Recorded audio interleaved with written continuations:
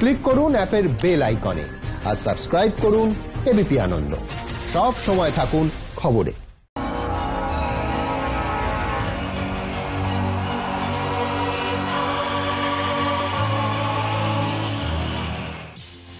নমস্কার, এবিপি আনন্দ আপনাদের স্বাগত। আমি শিলাদিত্য। শুরু করছি আজ বাংলায়। ফের বিতর্কিত মন্তব্য দিলীপ ঘোষের। হিংসার পক্ষে সওয়াল, ক্ষমা করে কাপুরুষরা। মন্তব্য বিজেপি রাজ্য সভাপতির।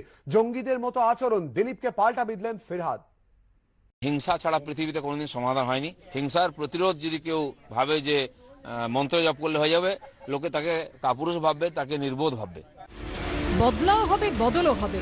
ডিজিটাল প্ল্যাটফর্মে বিজেপি রাজ্য সভাপতির এই স্লোগান ঘিরে বিতর্ক তুঙ্গে। কিন্তু এরপরও নিজের অবস্থান থেকে একচুলো সরেননি বিজেপি রাজ্য সভাপতি ও সাংসদ দিলীপ ঘোষ। উল্টে যোগ দিবসের সকালে রাজনৈতিক হিংসা প্রসঙ্গে তিনি টেনে আনলেন মহাভারতকে। ভগবান শ্রীকৃষ্ণ ভুল করেছেন যুদ্ধ করে। ওনার হরিনাম কীর্তন করা উচিত ছিল, প্যান্ডেল টাঙিয়ে রামকথা করা উচিত ছিল। তো যারা কাপুরুষ তারা ক্ষমার কথা বলে। যে যে ভাষা বোঝে সেই ভাষায় কথা বলাটাই পৃথিবীর দস্তুর। যে পারে না সে নিশ্চিহ্ন হয়ে যায়। বর্তমান রাজনৈতিক প্রেক্ষাপটে দিলীপ ঘোষ যে মন্তব্য করেছেন তা আদৌ যুক্তিপূর্ণ নয় বলে মনে করছেন পুরাণবিদদের একাংশ। কৃষ্ণ কি করেছেন না করেছেন সেটা ওনার কিছু জানা নেই। কৃষ্ণ ওয়াজ এ ডিপ্লোম্যাট। তিনি যুদ্ধের কথা কোনোদিন বলেননি। সেখানে উনি মায়া কথাটা ব্যবহার করছেন, যে মায়া যুদ্ধ করে। এখন তো যে ঘুষকর মারা, এই কথাগুলো সব শব্দ শুনেছি। এখন তো আর ঘুষকর মারতে পারছেন না। দুর্বলের উপরে যে প্রতিক্রিয়া ওনাদের হয় সেইটাই ওনারা করার চেষ্টা করছেন সর্বত্র। এদিকে দিলীপ ঘোষের মন্তব্যকে কেন্দ্র করে শুরু হয়েছে তুমুল রাজনৈতিক চর্চা। বিজেপিকে সরাসরি তালিবান বলে আক্রমণ করেছে তৃণমূল। তালিবানদের যেরকম অন্য কোনো শিক্ষা নেই, তারা সন্ত্রাস করতে জানে। জৈশে মোহাম্মদ যেরকম সন্ত্রাস করতে জানে, মানুষকে খুন করতে জানে, এদেরও সেই রকমই শিক্ষা। হিংসার বাংলা, বদলার বাংলা, খুনের বাংলা, এই বাংলা আমরা কেউ চাই না। আমরা শান্তির বাংলা চাই, প্রগতির বাংলা চাই, উন্নতির বাংলা চাই। আমরা অহিংসায় বিশ্বাসী।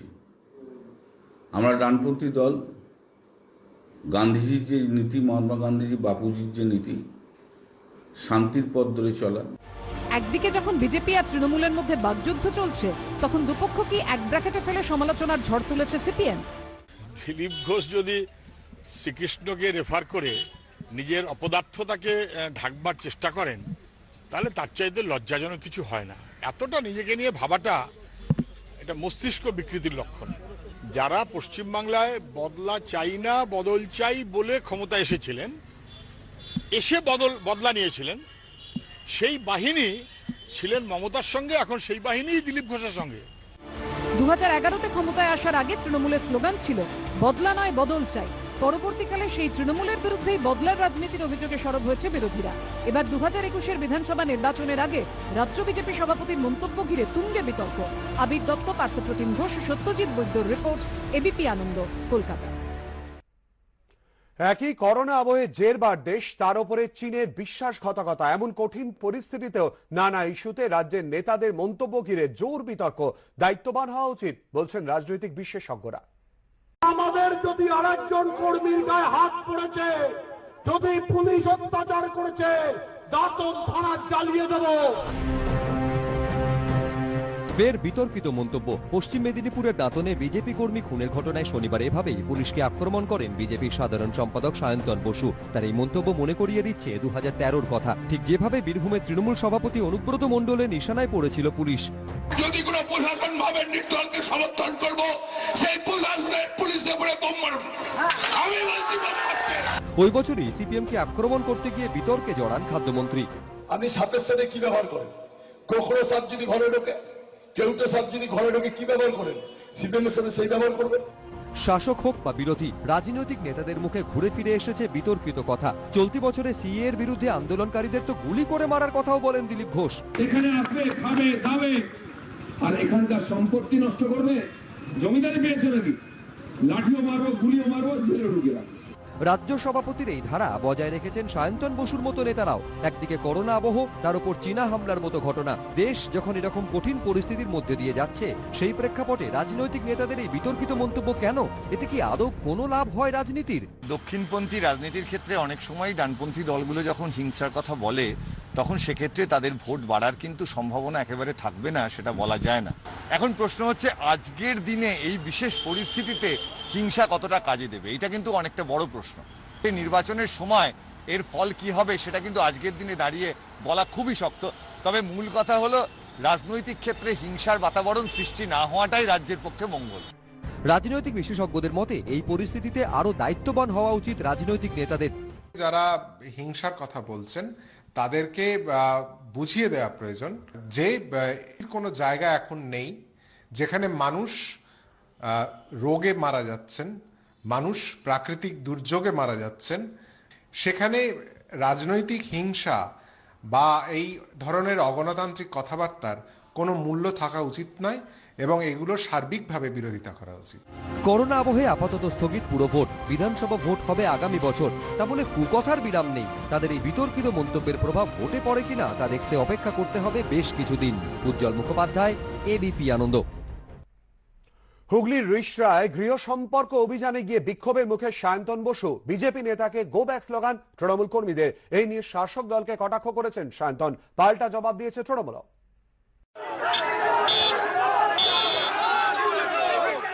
বিজেপি নেতা সায়ন্তন বসুর গাড়ি ঘিরে বিক্ষোভ তৃণমূল কর্মীদের, উঠল গো ব্যাক স্লোগান।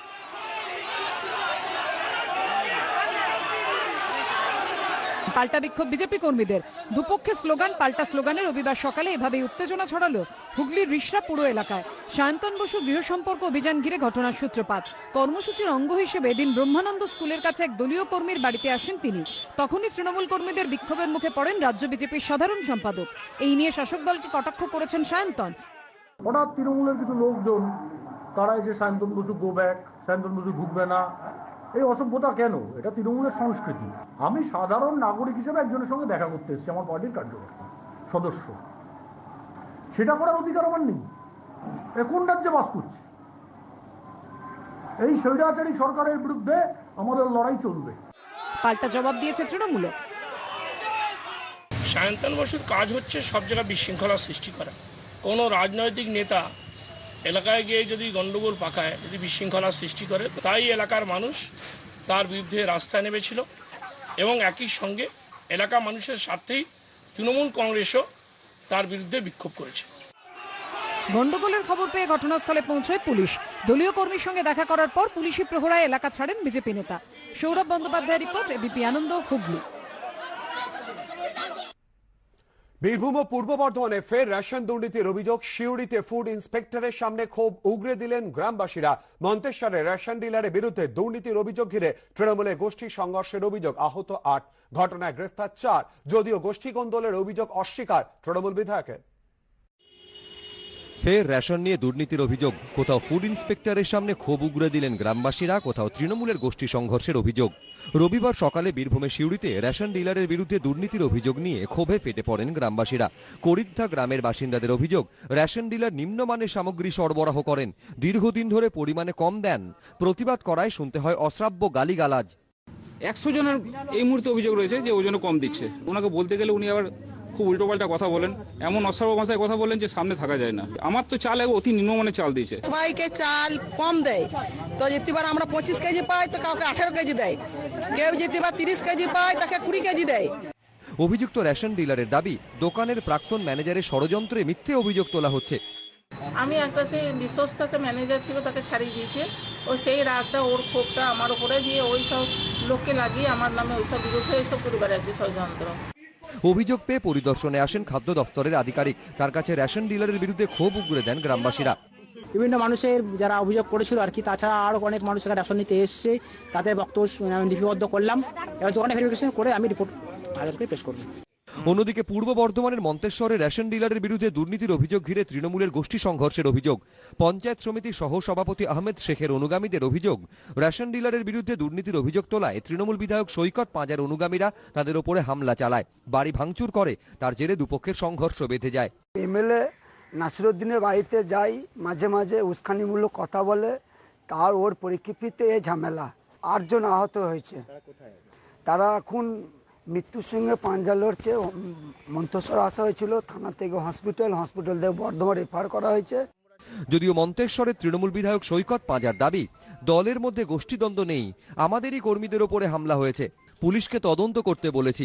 সংঘর্ষের ঘটনায় 4 জনকে গ্রেফতার করেছে পুলিশ। গোপাল চট্টোপাধ্যায় ও রানা দাস, এবিপি আনন্দ, বীরভূম ও পূর্ব বর্ধমান। আরো এক মহাজাগতিক দৃশ্যের সাক্ষী বছরের প্রথম বলয়গ্রাস সূর্যগ্রহণ। কলকাতার পাশাপাশি জেলার বিভিন্ন প্রান্ত থেকে দেখা দিল বিরল মহাজাগতিক দৃশ্য। উত্তর থেকে দক্ষিণ ক্যামেরাবন্দী হলো আংশিক সূর্যগ্রহণ। মহাজাগতিক মাহেন্দ্রক্ষণের সাক্ষী হওয়ার জন্য সাধারণ মানুষের চোখ আকাশের দিকে। টেলিস্কোপে মগ্ন দৃষ্টি বিজ্ঞানীদের। কিন্তু দিনভর মেঘ রৌদ্রের খেলা কিছুটা হলেও বাদ সেধেছে গ্রহণ দর্শনে। তবে পুরোপুরি নিরাশ করেনি প্রকৃতি। পশ্চিমবঙ্গের বিভিন্ন প্রান্ত থেকে দেখা গিয়েছে আংশিক সূর্যগ্রহণ।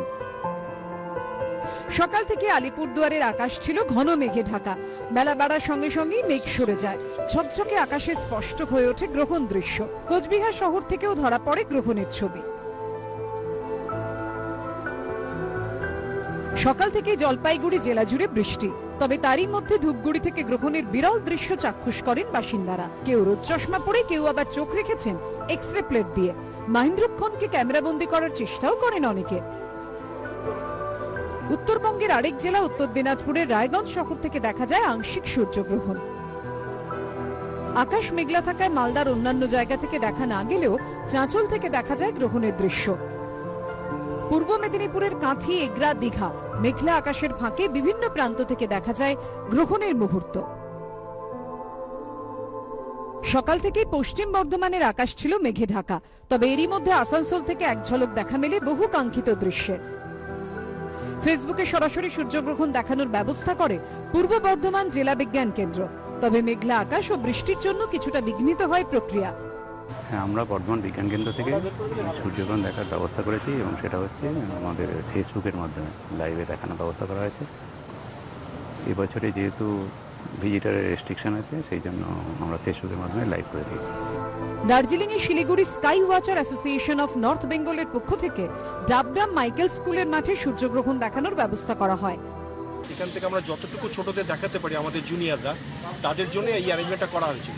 এটা ওপেন করা হয়নি, যদিও মহামারী চলছে আমরা ওপেন করতে পারি না, কিন্তু আপনি তো এটাও স্বীকার করবেন, মানবেন যে ছোটদের মধ্যে যে কোন একটা জিনিস শেখার যে ইচ্ছা, সেটাকে আমরা দমিয়ে রাখতে পারি না।